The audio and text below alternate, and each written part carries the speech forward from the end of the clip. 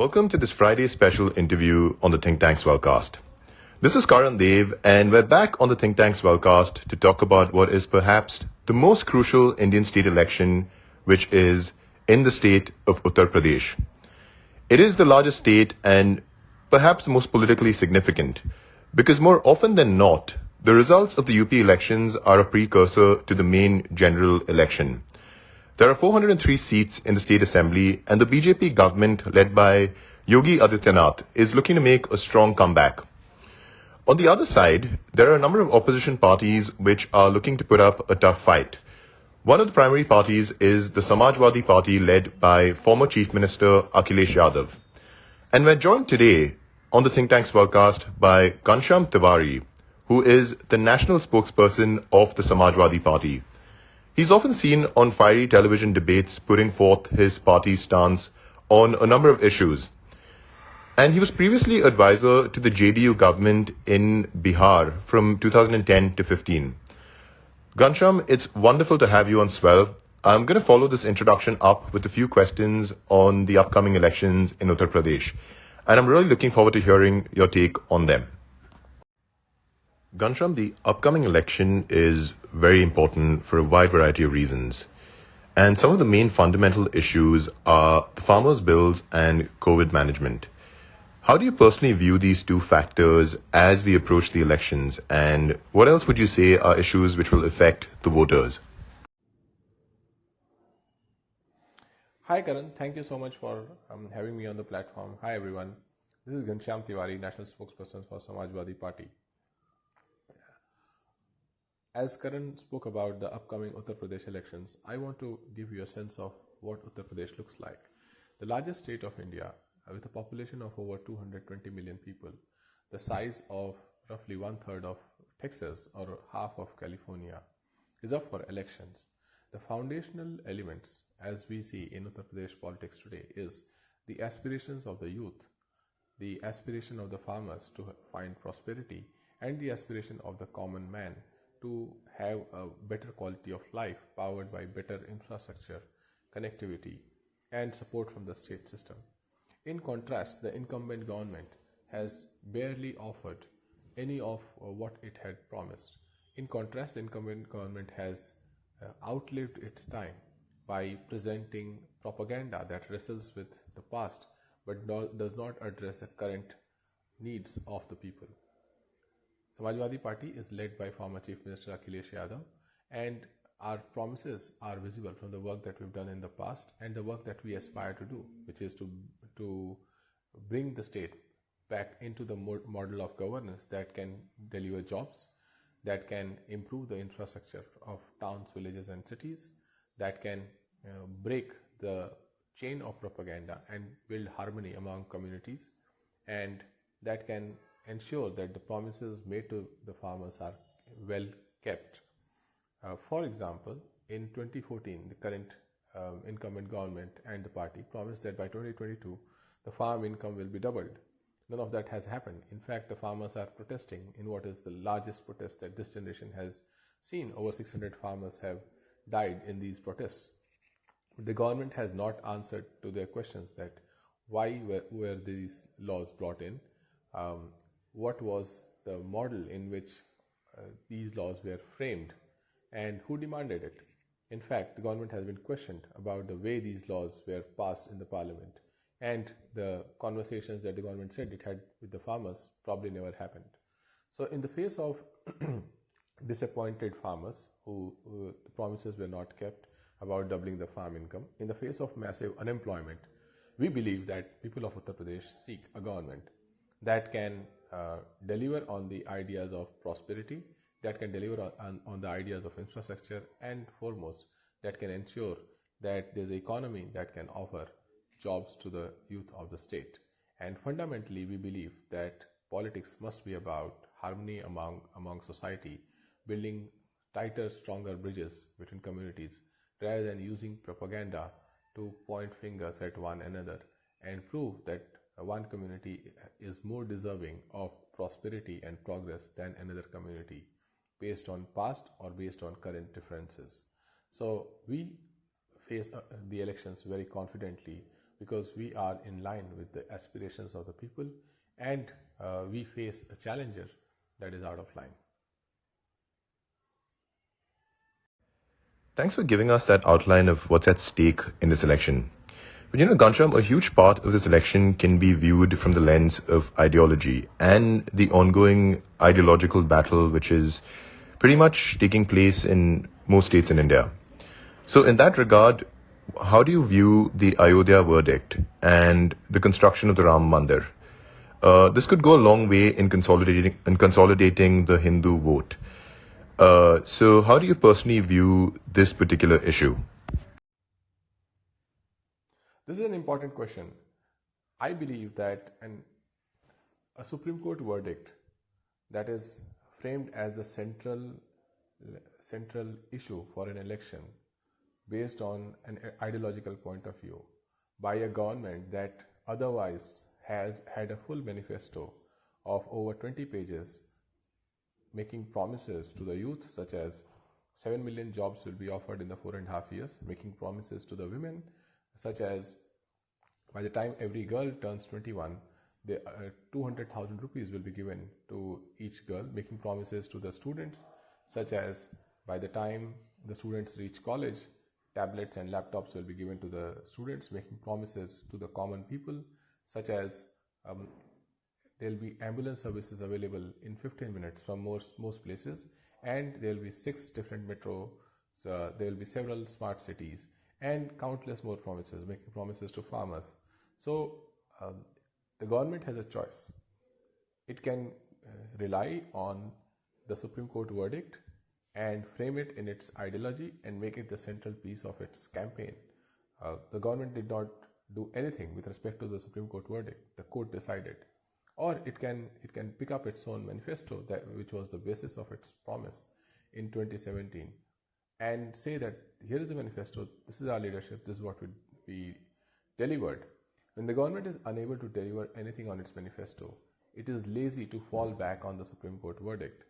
BJP core claim has been Achhe Din, but while promising Achhe Din, they have shown Bure Din to every family in Uttar Pradesh. What happened in COVID is visible to everybody. Not only were the deaths not acknowledged, there was zero help available to the laborers, to the workers who walked hundreds of kilometers and thousands of kilometers. There was zero help available to the families who desperately needed oxygen when their loved ones were infected by the virus, and many could not be saved. The state did not even acknowledge the deaths of people who eventually became victims of COVID. So clearly, because the state does not have anything to show, they will rely on the propaganda that they have built around their ideology. We fundamentally believe that a stronger nation and a stronger way to show your faith is by ensuring that there is collective progress, that the next generation, which is the youth of this country and in particular the state, have a positive outlook towards life, a harmonious way of interacting with society, and a way towards livelihood. And the government has the onus to answer towards these questions. This is something that BJP does not believe in. So we are open for this completely parallel battle where Samajwadi Party is pitching for the agenda of the people and the complete divorce of the agenda that BJP promised in its manifesto.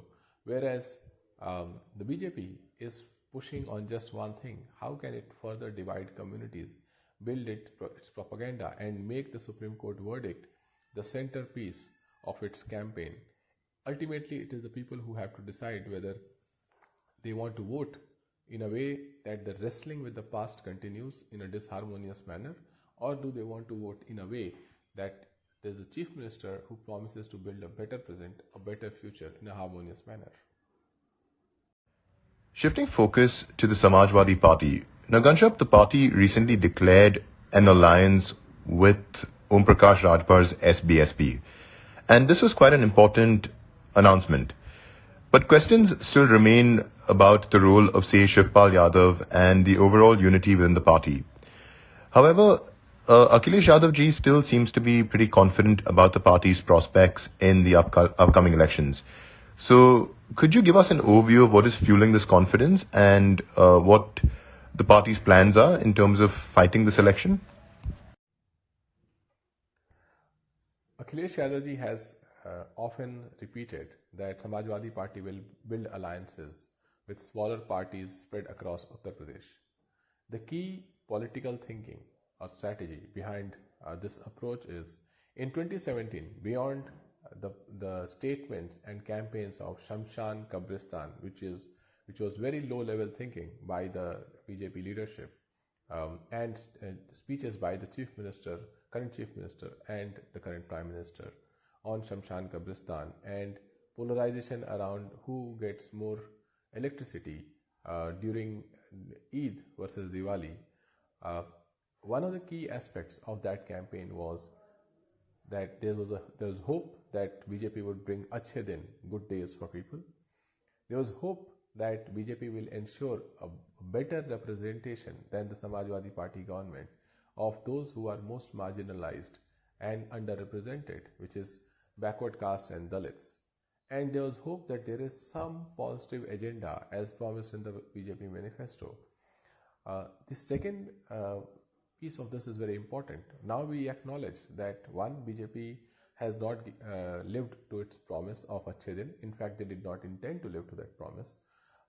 And the third point that I mentioned, that there is some hopeful agenda that they have in governance, that is also visible, that they do not even want to talk about their own manifesto of 2017. Not a single major promise that they made has been delivered. So let's talk about the second point that I mentioned, which is that they would offer better representation to those who are underrepresented and marginalized. In contrast, the current chief minister is seen as the symbol of feudalism and only represents people who are feudal elements of his own caste.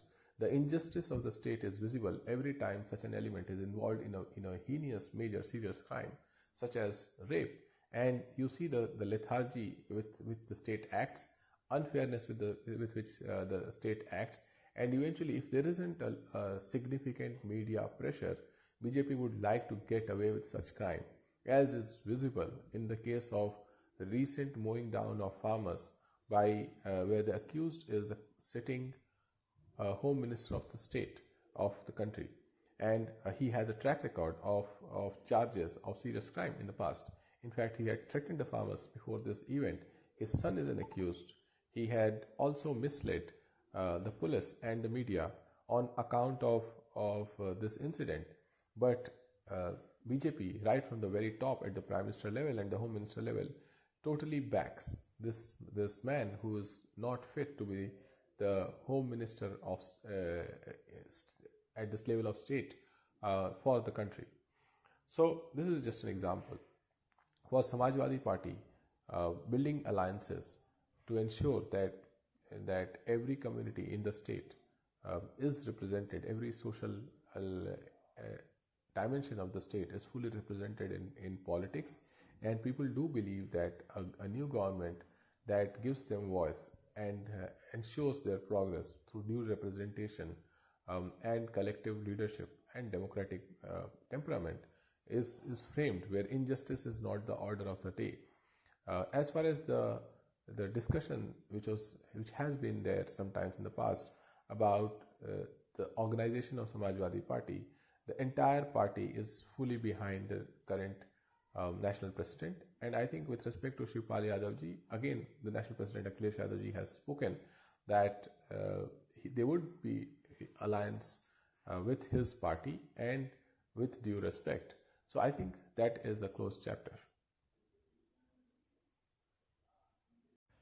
Another important challenge, if I may point out, Ghanshyam, is that the BJP's vote share among the OBCs seems to have increased dramatically, especially since 2014. And now, given that Mayawati ji has stated that she won't be open to an alliance with the Samajwadi Party, how does the Samajwadi Party plan to deal with this dual challenge from an electoral point of view? Well, I believe that when a government has not delivered, caste doesn't become the leading question of the campaign, but it's a way to analyze what happened. As far as the alliance with Mayawati ji is concerned, we are also very clear that People in Uttar Pradesh want to see a very clear leadership and a strong organization that can rout Bharatiya Janata Party. And if Panchayat elections are an example, then they see that leadership in Akhilesh Yadav ji and Samajwadi Party. So we are very confident that the current structure, the upcoming elections, people see Akhilesh Yadav ji as the leader, the chief minister, who would take Uttar Pradesh back towards the front gear of progress rather than the current reverse gear of BJP towards this destruction of economy, jobs, social harmony, culture, and basic idea of justice and democracy. As far as BJP's vote share among OBCs is concerned, I think, as I said, that when the government is not delivered, caste doesn't become the leading question. The leading question is who can provide a good government to the state. And in that, the people who are most marginalized, the Dalits, the backwards, they need a better government more than anyone else because they have less assets. They are worst affected by price rise. They are highly affected by the destruction of informal economy, which has become the master stroke of Prime Minister. And they are most affected when overall the economy does not perform, jobs are not created. There are several first generation graduates, for example, who don't have jobs. Girls and women are highly impacted by a poorly performing job market and economy. You look at the labor force participation of women under BJP rule across the country, and particularly in Uttar Pradesh, it has consistently gone down. As that happens, the progress made towards women empowerment automatically reverses as more and more women stop working. And similarly, the role of education towards finding livelihood, employment starts getting questioned. So this government of BJP, by putting its propaganda first, just a pathetically bad leadership in the forefront, and the idea of disharmony as its centerpiece, injustice as its centerpiece, has put Uttar Pradesh into reverse gear. So we are not worried about BJP's vote share in the past. What we are absolutely clear is that anyone who has felt weakened by the current government is going to rout it out.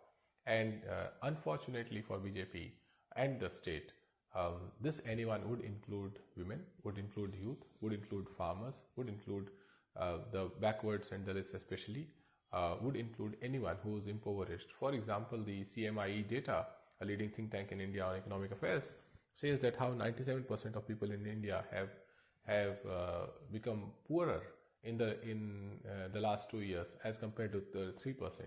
BJP's governance is focused on these 3%, but India wants a leadership that focuses on everyone, and in particular Uttar Pradesh is as you said earlier, that one of the most important states in framing the idea that India wants to see in its present and future to play out. So Uttar Pradesh election is an example of what can play out in national politics when propaganda is defeated, when a government that does not perform delivers injustice as a state policy, divides people, such a government is defeated.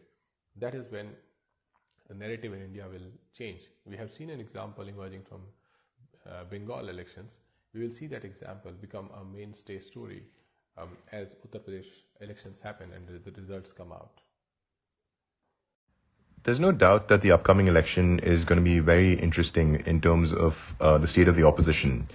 Now, seeing as how the opposition doesn't seem to be united in the current election and as well as in 2019, can you speak to what the prospects are of a political formation which could perhaps challenge the BJP, especially in the run-up to the 2024 general elections? What do you think such an alliance would look like in terms of composition as well as in terms of choosing a leader that could possibly serve as an alternative to Narendra Modi at the moment? Well, the opposition unity is often framed by people who are keen observers of politics as a debate question. But I see opposition unity from the point of view of what the common man sees. What do the common man see? They want to see a leader who's formidable in making up promises that are important for their present and future. They want to see that leader deliver on that promise, and they don't want the leader and his party to engage in petty ways of injustice and propaganda. And this is what defines Bharatiya Janata Party today. Make a promise, forget about it, engage in petty injustice and propaganda, get away with it, raise passions. And in response, state after state, for example, West Bengal and now in Uttar Pradesh, the people are looking for one leader, one party who can be trusted to get away from this model of politics and get back into the mainstream model of politics. Make a promise, stand tall in facing the questions around that promise, try to deliver. As far as the national elections is concerned, I think the politics in today's day and age is focused on the agenda of the present. I think 2024 is still far away. As Uttar Pradesh elections set the tone for 2022 itself, we will see, based on the results, a set of formations that are best placed to address the aspirations of the common people. I think the mantra is not figuring out the formula for opposition unity. The mantra is to figure out that what is an alternative view that people of India across the country will appreciate as in terms of leadership, in terms of formation, and what is the formation in terms of leadership and political parties that can formidably deliver to that point of view. It is absolutely clear that common man in India is reeling under the baggage of failed promises of Bharatiya Janata Party. The leadership of Prime Minister seems hollow. The promises don't matter. The speeches don't matter, and people are distrusting what he says and what he would deliver, as is the example with the petrol and diesel prices, the cooking gas prices, and across board issues with respect to jobs and so on. Sabka Saath, Sabka Vikas, which is a very hollow speech and slogan that does not deliver when you have leaders like Adityanath practicing propaganda and disharmony as a policy of the state, unstated policy of the state. So coming back, I don't see every day of politics in India from a lens of 2024 as a milestone. I see every day in politics in India as a way to make progress in a way that the people believe that democratic India has leadership that will deliver to their aspirations across the caste, across the social structures that are there in India, across the segments of youth, women, and farmers, and beyond. And we will see whether Uttar Pradesh election becomes formidable in shaping this narrative that a leader must stand up, build his team or her team, and deliver rather than relying on continuous propaganda and support of spineless media, which is often presenting just one-sided point of view, often factually wrong, ethically wrong. So we will see how Uttar Pradesh defines the narrative of India as well. Thank you for having me on this conversation. It is great to be able to speak to a diverse set of audience, and I'm sure that the point of views of that I have presented here and several other point of views in similar other conversations will enlighten your viewpoints about politics in India and elections in India, and especially the Uttar Pradesh election, and make you root for the right leadership, the root for the agenda that is good for India. Thank you so much. Ghanshyam, it's been such a pleasure connecting with you on Swell. Thanks for taking the time out to patiently answer all of my questions. I think you've definitely given us a lot of insight into the political landscape of Uttar Pradesh and the significance of the upcoming election. I'm really looking forward to hosting you back on the Think Tanks Wellcast very soon. Until then, thanks again and all the very best to you. Thank you so much, Karan. It's a pleasure speaking to you and also having the audience of everyone who's listening. I look forward to future conversations, and I look forward to more opportunities to shape the narratives around politics in India and especially Uttar Pradesh. Thank you.